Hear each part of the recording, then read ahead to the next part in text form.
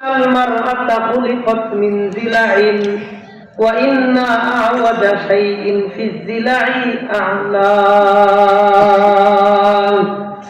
فإن ذهبت تقيمه كسرته وإن تركته لم يزل أعوجا فاستوصوا بالنساء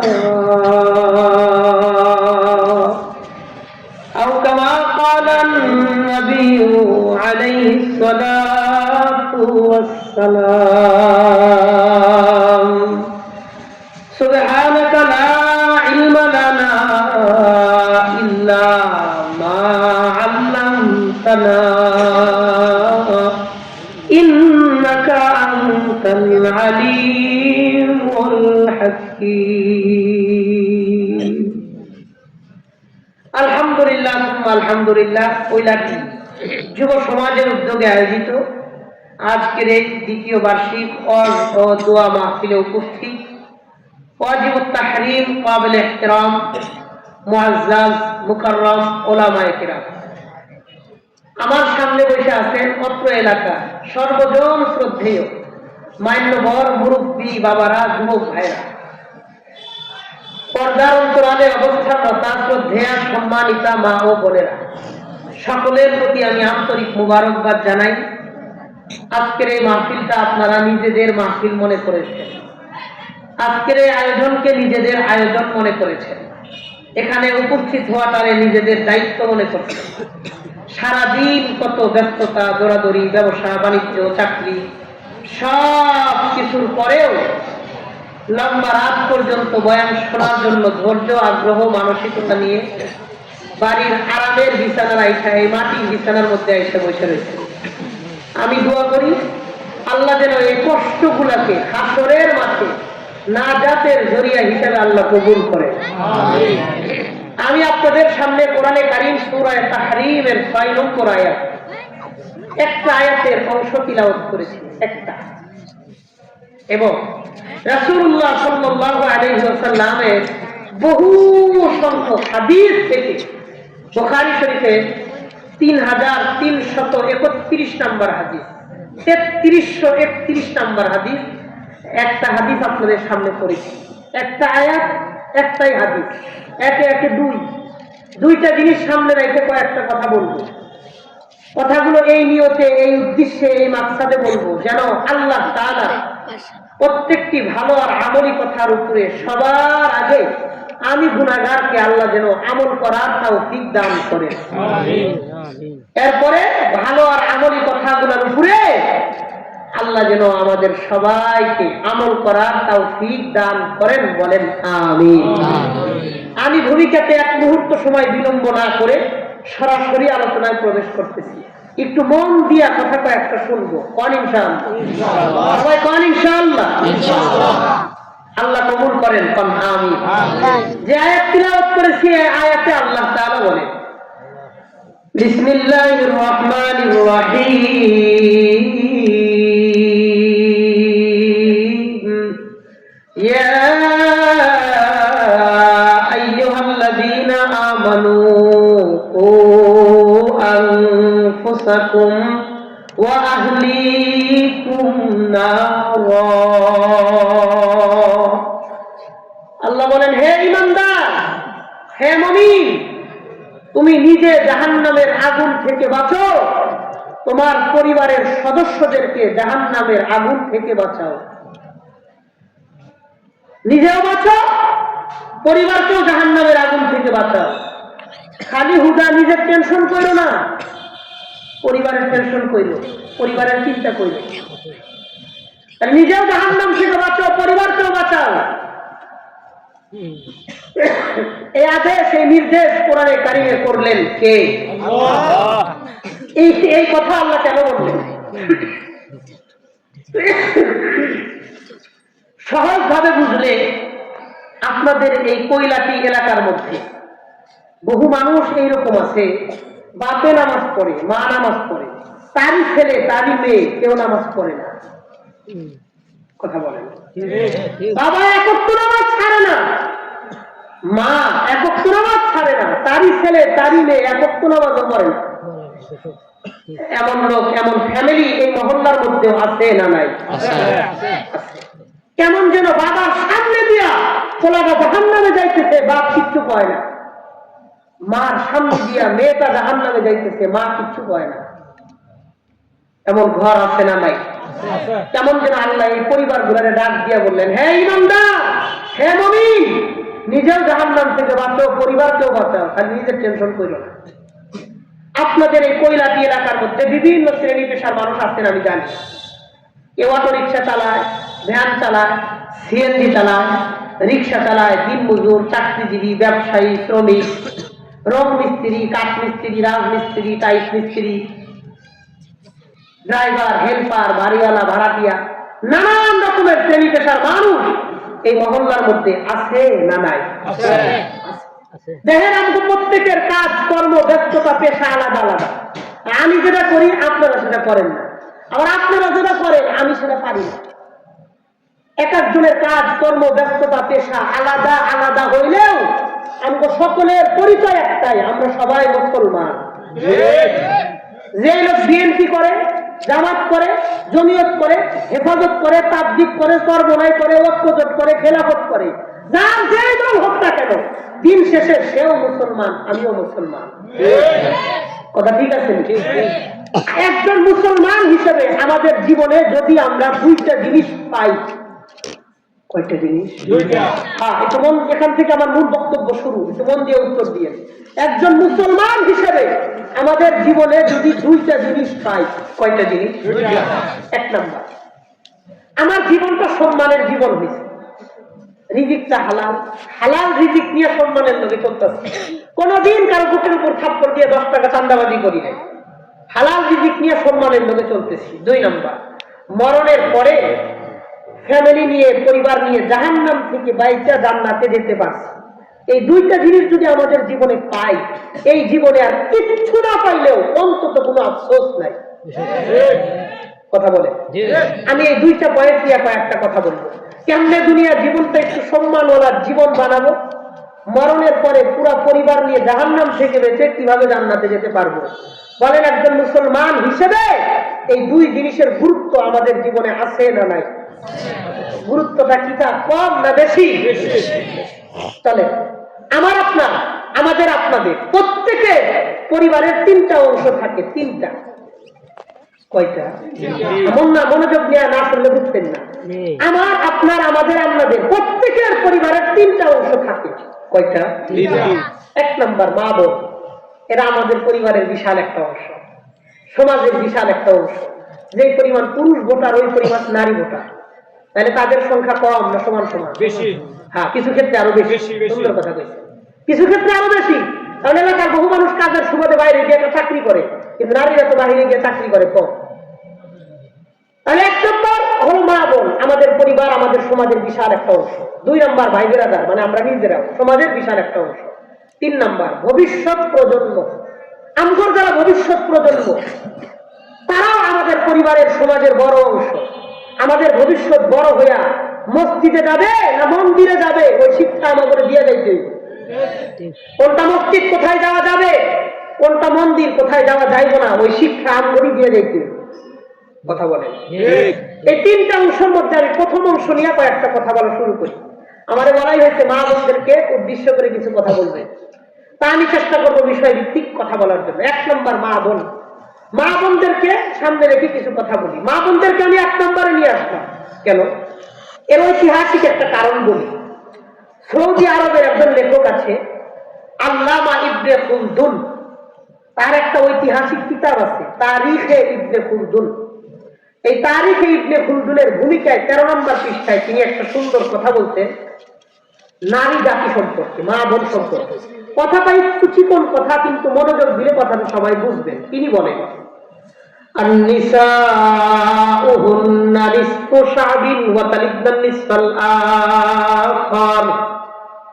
তিনি বলেন, কোন একটা এলাকার অর্ধেক জনগণ হলো পুরুষ, অর্ধেক জনগণ হলো নারী। তো ওই অর্ধেক পুরুষদেরকে এই নারী অর্ধেকরাই জন্ম দিয়ে দুনিয়াতে আনছে। কথা বলেন। এক এলাকার মধ্যে যদি 2 লক্ষ মানুষ থাকে, 1 লাখ পুরুষ 1 লাখ নারী, ওই 1 লাখ পুরুষদেরকে নারীরাই জন্ম দিয়ে দুনিয়াতে আনছে। আমরাই মাহফিলে যারা পুরুষ বসছি, আমরাও কোনো না কোনো নারীর মাধ্যম ছাড়া দুনিয়ার আলো বাতাস চেহারা দেখি নাই। বর্তমান বিশ্বের কোন একজন পুরুষ কোন নারীর মাধ্যম ছাড়া দুনিয়া দেখে নাই। কথা বলে, এই জন্য তিনি সুন্দর কথা বলেন,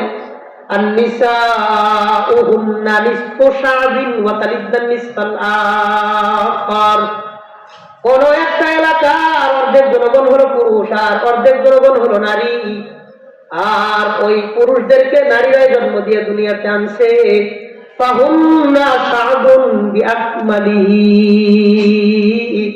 সুতরাং নারীরাই হলো পুরা সমাজ, নারীরাই হলো পুরা সমাজের মধ্যে সবচাইতে বেশি ভূমিকা রাখে।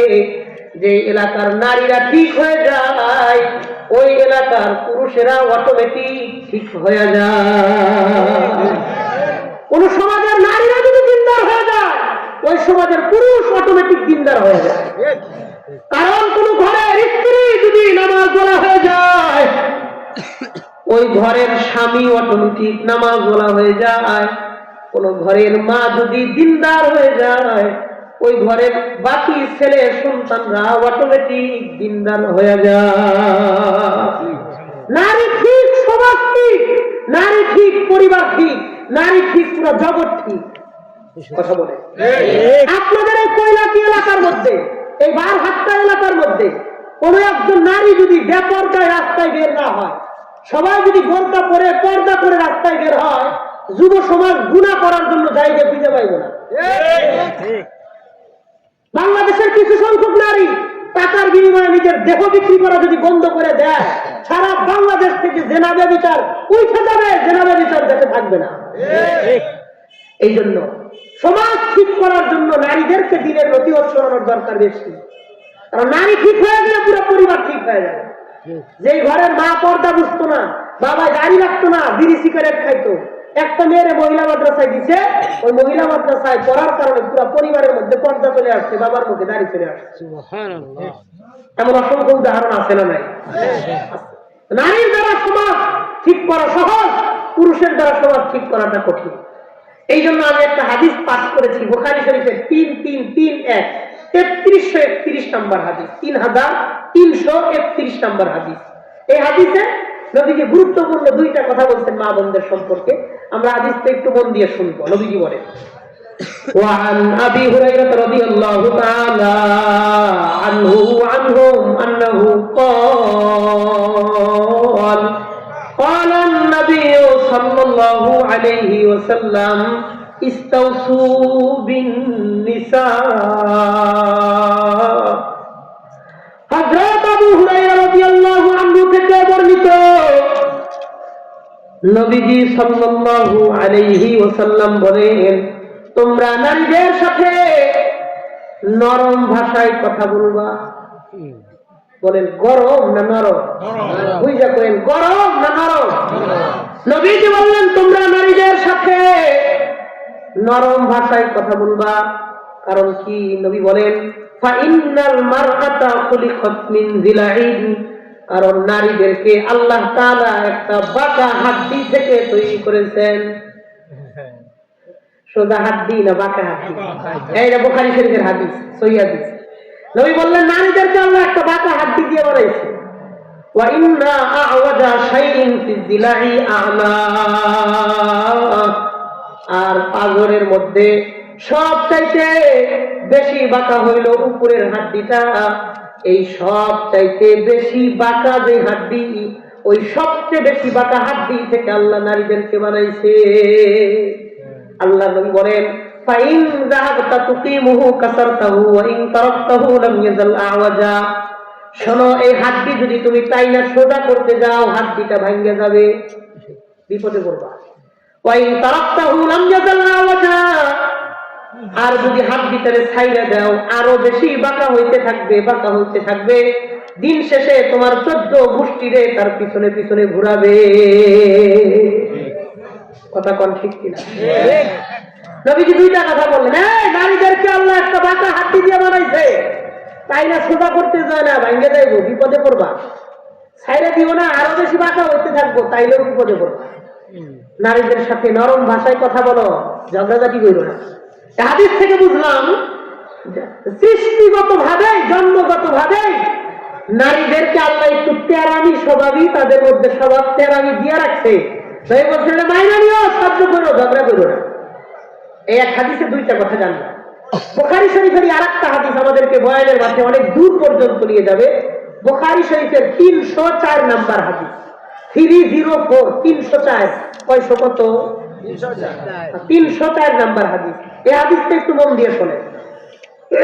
হাদিসের বর্ণনাকারী সাহাবীর নাম আবু সাঈদ খুদরি রাদিয়াল্লাহু আনহু, নবীজির প্রসিদ্ধ সাহাবী। তিনি বলেন وعن أبي سعيد الخدري رضي الله تعالى عنه قال خرج رسول الله صلى الله عليه وسلم يوم الأضحى أو يوم الفطر إلى المصلى।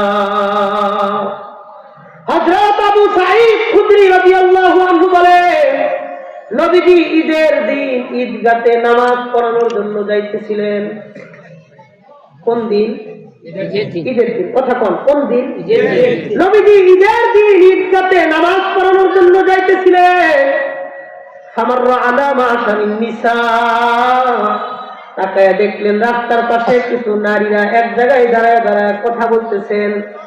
নবীজি রাস্তায় দাঁড়াইলেন, দাঁড়ানোর পর নারীদেরকে ডাক দিয়ে বললেন, ইয়া মাশারুন নিসা তাসাদদাকুনা, হে নারী সম্প্রদায়, তোমরা আল্লাহর রাস্তায় একটু বেশি বেশি দান সদকা কইরো। নবীজি একটা নসিহত করলেন, হে নারী সম্প্রদায়, আল্লাহর রাস্তায় একটু দান সদকা কইরো, একটু বেশি বেশি দান কইরো, একটা নসিহত করলেন। নবীজি কেন এই নসিহত করলেন? এরপরে নবীজি বলেন, ফাইন্নী উরিতু কুন্না আকসারা আহলিন নার, কারণ আমি মেরাজের রজনীতে জান্নাত দেখে আসছি, আমি মেরাজের রজনীতে জাহান্নাম দেখে আসছি। আমি জাহান্নামে পুরুষের তুলনায় নারীদেরকে জাহান্নামে বেশি দেখেছি। বলেন নাউযুবিল্লাহ। নারীরা জাহান্নামে বেশি, পুরুষ কম।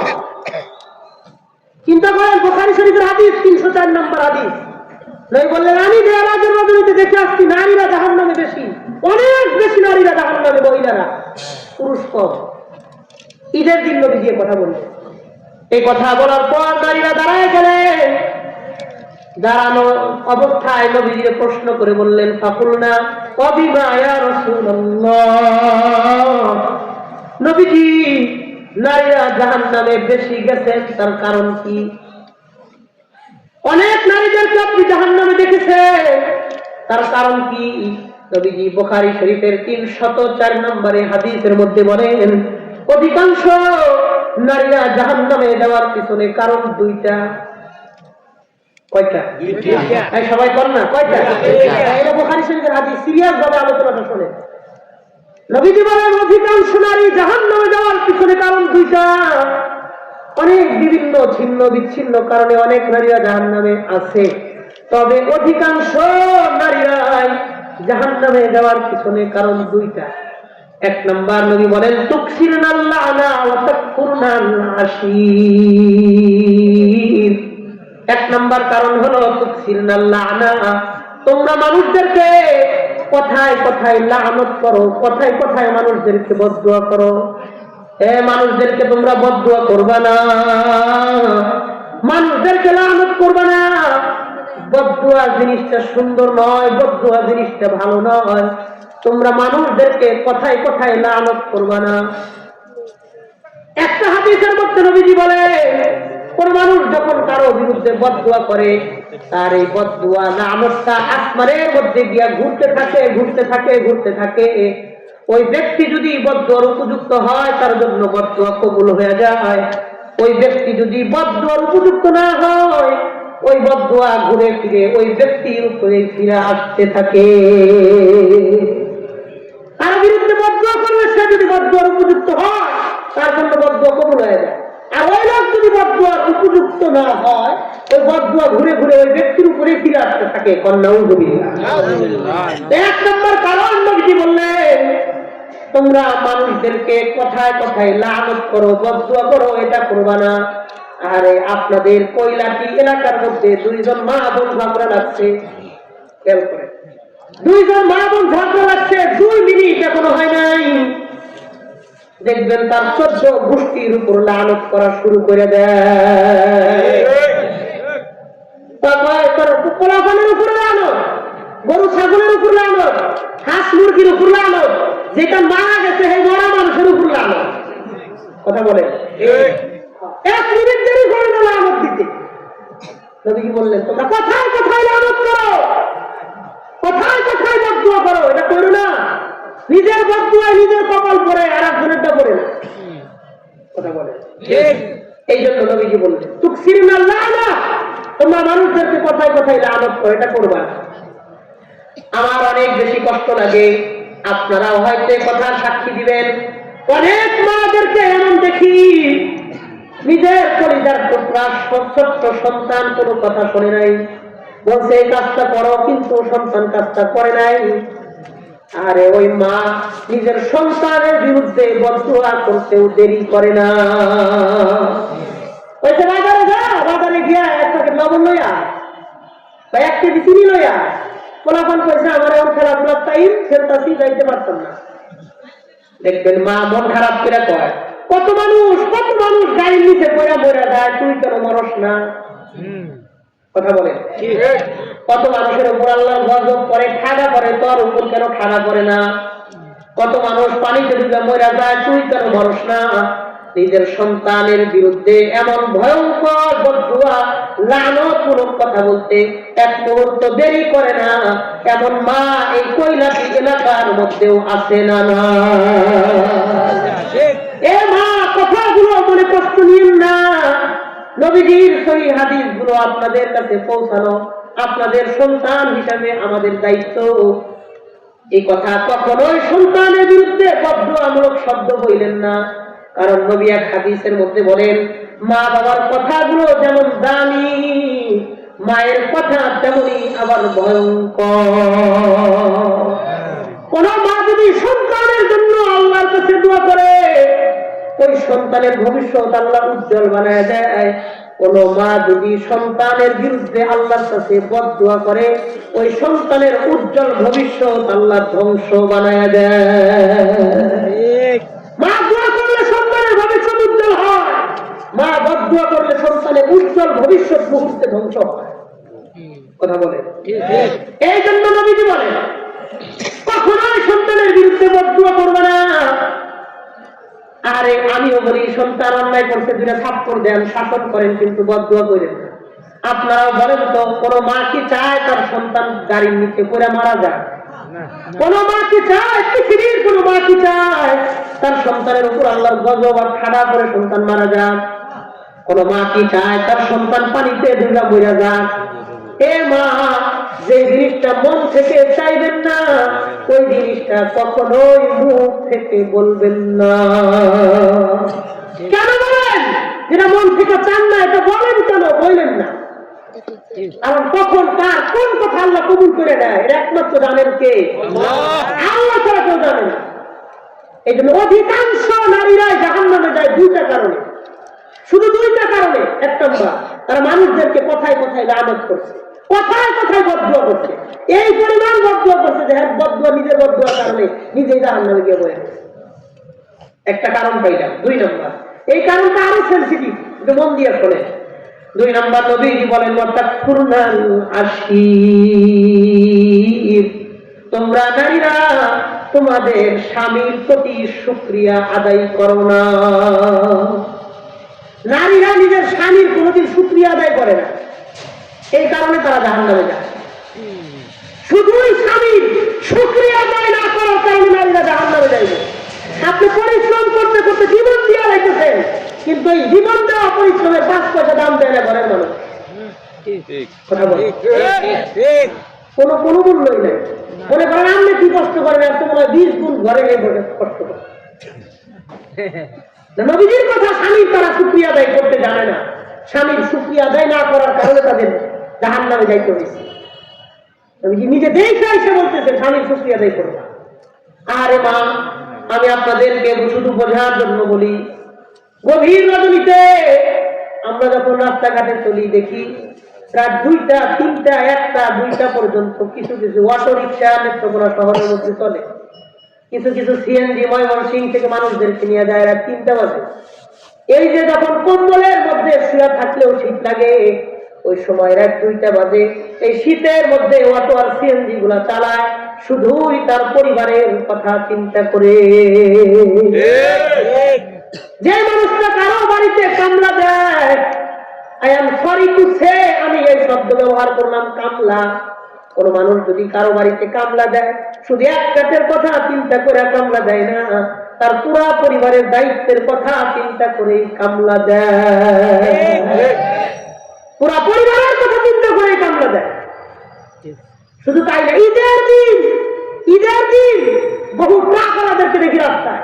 আমরা তো ঈদের নামাজ পড়াইতে আসি, আমরা রাস্তায় দেখি বাস চালাইতেছে, লোকাল গাড়ি চালাইতেছে, পুরান একটা লুঙ্গি একদম কালা কুচকুচ্চা, ঈদের দিনের আনন্দ পর্যন্ত বিসর্জন দিয়ে দেয় পরিবারের মুখে সামান্য হাসি ফুটানোর জন্য। কথা বল ঠিক ঠিক, শুধুই পরিবারের কথা চিন্তা করে ঈদের দিন মাটি করে দেয়। শুধু এটা না, আপনাদের মোহনগঞ্জ থেকে যে সমস্ত লোকাল বাস ময়মনসিংহ পর্যন্ত যায়, ময়মনসিংহ দেখবেন সামনের সিটে একটা ড্রাইভার বসা থাকে, দরজার কাছে একটা হেল্পার বসা দাঁড়ায় থাকে। যাওয়ার সময় সিট খালি নাই, বইতে পারে নাই, দাঁড়ায় দাঁড়ায় গেছে। ময়মনসিংহ থেকে আসার সময় সিট খালি নাই, হেল্পার দাঁড়ায় দাঁড়ায় আসছে। মোহনগঞ্জ থেকে 30-40 জন মানুষ উঠছে লোকাল গাড়ি, এই ড্রাইভার রে গাড়ি লাইতে ময়মনসিংহ নিয়ে গেছে। কথা বলে আবার ময়মনসিংহ গিয়া যাত্রী পরিবর্তন হয়েছে, সব মানুষ নেমে গেছে, নতুন যাত্রী উঠছে, কিন্তু দায়িত্ব একটাই, আবারও গাড়ি লাইতে ওর 12টা পর্যন্ত নিয়ে আসছে।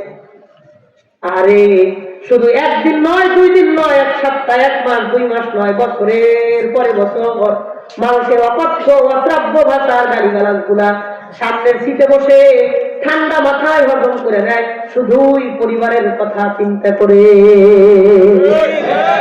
একটা লোকাল বাসের ড্রাইভার একদিনে যে পরিমাণ গালি খায়, আল্লাহর কসম করে বলতে পারি, কোন একজন নারী যদি শুধু পাশে দাঁড়ায় দেখতো আর গালিগুলো শুনতো, জীবনে কোনদিন তার স্বামীর সাথে চোখ গরম করে কথা বলতে পারতো। একটা গাড়ির ড্রাইভার, ট্রাকের ড্রাইভার একদিনে যেই গালি খায়, কোন নারী তার সারা জিন্দেগিতে ওই পরিমাণ গালি খায়। কথা বলে যে পোলাটা বাংলাদেশে থাকতে একটা পেঁয়াজ কোনদিন চামড়ে ছিল, চামড়ে ধরে পেঁয়াজ কাটতে হইতো, এটা জানতো না, এটা জানে না একটা পেঁয়াজ চামড়ে ছিল কাটতে হয়। এই পোলাটা বিদেশে যাওয়ার পরে, প্রবাসী হওয়ার পরে, বছরের পরে বছর অসুস্থ শরীর নিয়ে নিজের রান্না বাড়ি নিজে করে খায়। কথা কর, নিজের রান্নাটা নিজে করে খায়। দেশে 2-3 তলা বাড়ি আছে, রাইতে গেছে সৌদি আরব, ওই জায়গায় চাঙ্গারির মতন খাটের মধ্যে থাকে, 3 জন থাকে এক খাটে, নিচে একজন, মাঝখানে একজন, উপরে আছে, এক খাটে 3 জন। এমন ছোট খাট, শীত হলে কাজ হইতে পারে না, কাজ হলে শীত হইতে পারে। অসুস্থ শরীর নিয়ে রান্না বাড়ি করে খায়। সৌদি আরবের তাপমাত্রা 56 ডিগ্রি সেলসিয়াস, 50 ডিগ্রির তাপমাত্রা। ওই রাস্তায় দাঁড়ায় ময়লা পরিষ্কার করতেছে কে? বাংলাদেশি। আরতের মাল নামাইতেছে কে? বাংলাদেশি। ফেলাইবার ঝাড়ু দিতেছে কে? বাংলাদেশি। যত কঠিন কঠিন কাজ, টাকা যে কষ্ট বেশি, বেতন কম, সব বাঙালি করে নিয়ে আসে ঢুকায়। এই রক্তকে পানি করে বাংলাদেশে টাকা পাঠায়, নিজে কষ্ট করে চিকিৎসা করায় না। এই কঠিন পরিশ্রম রাতকে দিন মনে করে দাদার মতন খাইতে বাংলাদেশ দেওয়া পাঠায়, এই টাকা নিয়ে এসি শপিং মলের মধ্যে গিয়ে খালি ওরা কথা বলে।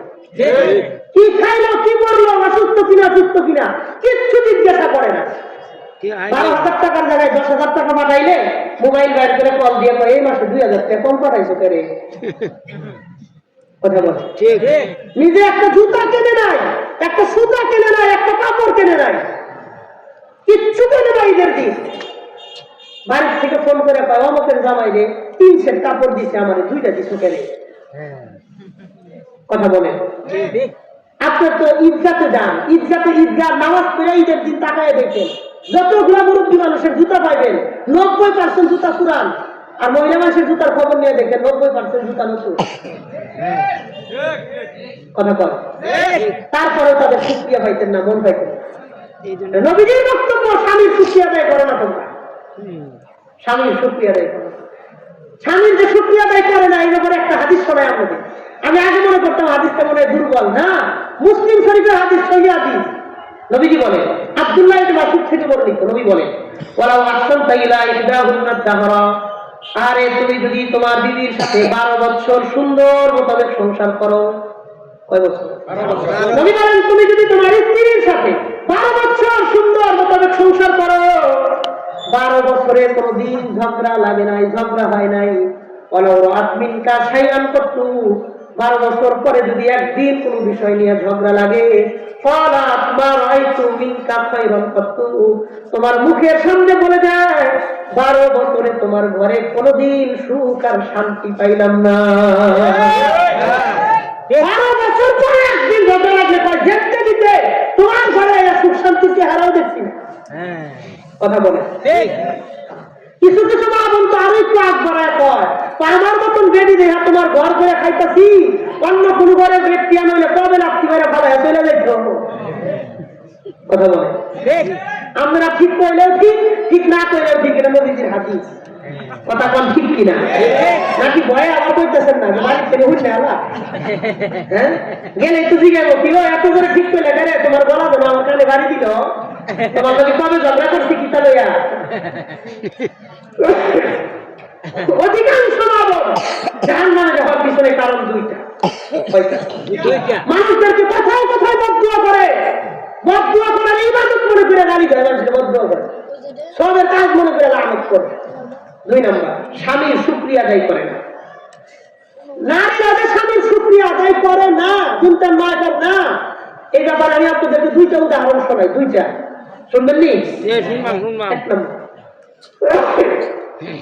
আমার একটা ব্যাংক অ্যাকাউন্ট আছে, আমি বিদেশ সফর করি, তো বিদেশ যাইতে হলে ব্যাংক অ্যাকাউন্ট লাগে, ওই স্টেটমেন্ট ছাড়া ওরা বুঝে দেয় না। আমি যখন ইন্ডিয়াতে দারুণ দেওবন্দে গিয়েছি, ওই সময় অ্যাকাউন্ট করে ভিসার মাধ্যমে যাইতে হয়েছে, পাসপোর্ট করে। তো ওই ব্যাংকের ম্যানেজারের সাথে আমার আবার ভালো একটা সম্পর্ক আছে। তুমি বললে একদিন আমি গেছি একটা কাজে, হুজুর আপনার আমি মনে মনে খুঁজতেছি একটা ইনফরমেশন দিব আপনাকে, একটা তথ্য দিতাম। কি তথ্য? অথচ আমি আপনার একটা বয়ান শুনছি প্রবাসীদেরকে নিয়ে, আমার প্রবাসীদেরকে নিয়ে একটা বয়ান আছে, 1 ঘন্টা 28 মিনিট ইউটিউবে আছে, 1.5 ঘন্টার কাছাকাছি।